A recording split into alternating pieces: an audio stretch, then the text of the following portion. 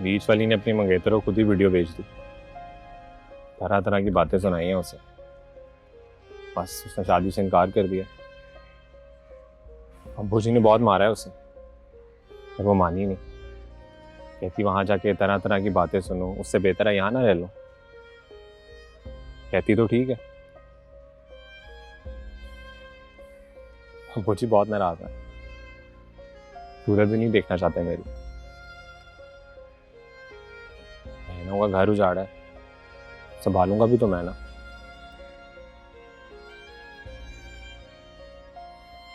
कहाँ जाएगा? जिधर भी भेज दे एजेंट। इलीगल जाएगा? हाँ, क्या ही फर्क पड़ता है, पैसों का बंदोबस्त हो जाए। फराज, हाँ,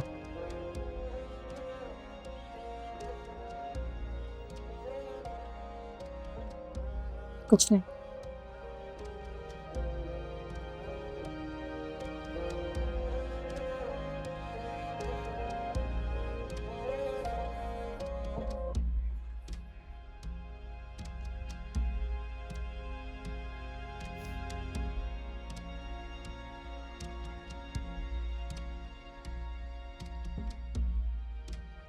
अस्सलाम वालेकुम आंटी जी।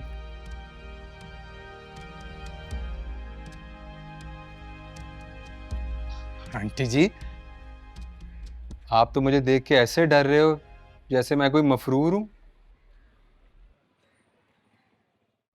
सब यही पूछ रहे हैं आज मुझसे क्या हुआ है, क्या बात है। मम्मी, सामिया, आसिम, सब। मैं किसी से क्या कहूँ?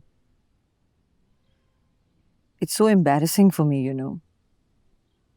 मैं औरतों के हकूक के लिए लड़ने वाली एक लॉयर, एक एक्टिविस्ट,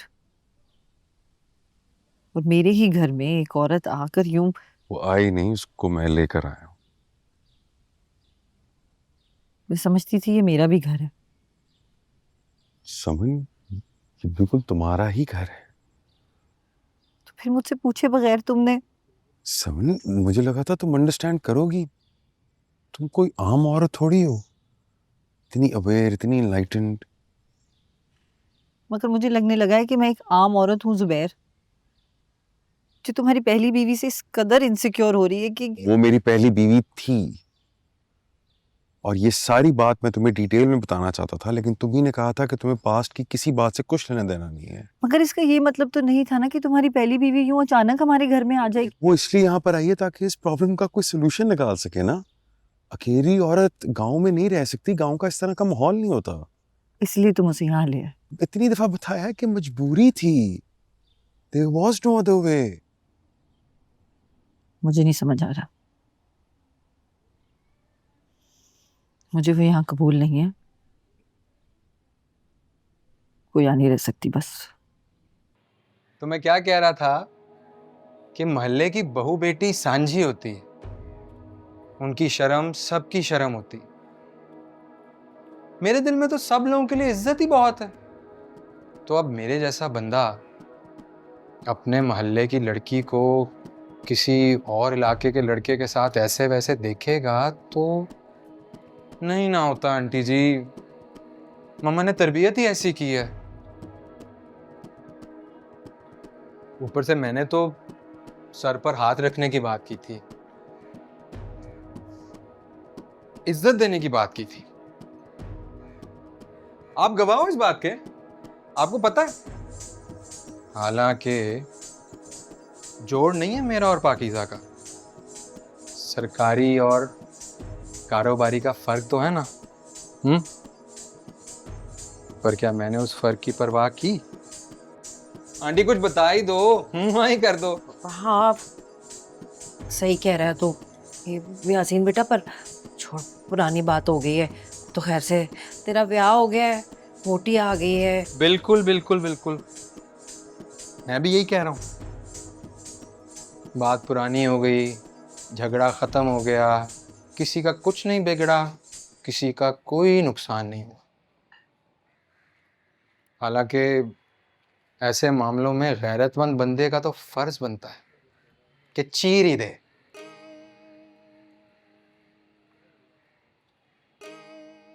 असगर को समझाएं, ने ये कोर्ट कचहरी के मामलों में कुछ नहीं रखा। अगर वो उस रात अपनी बहन को होटल के कमरे में उस लड़के के साथ अकेला देख लेता तो उसने तो अपनी ही बहन को जान से मार देना था। मैंने तो कुछ किया ही नहीं है, तो फिर मेरा तो नहीं बनता ना FIA की पेशियां भुगतना। मेरी पेशियां गिरफ्तारियां इसी बेगैरत केस में होनी रह गई।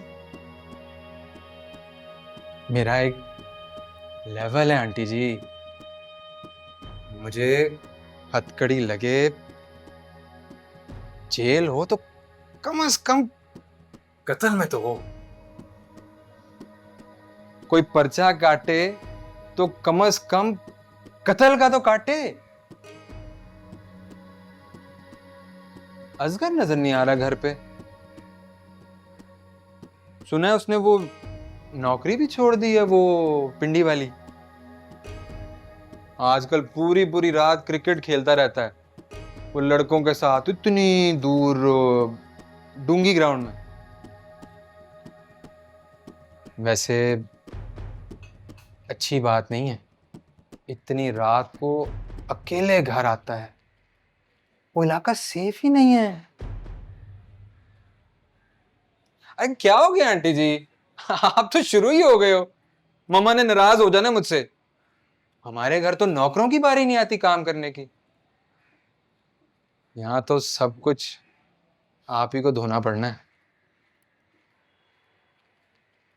ऊपर से भाई अकबर भी नाइट शिफ्टें करता नहीं हटता।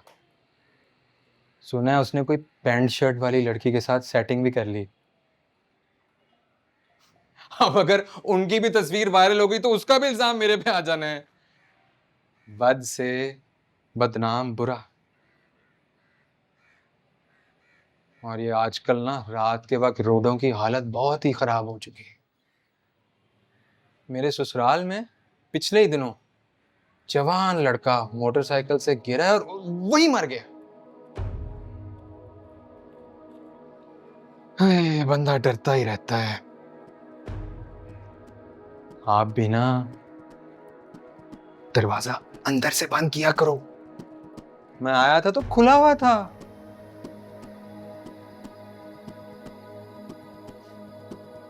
मम्मा आपकी बहुत तारीफें करती हैं,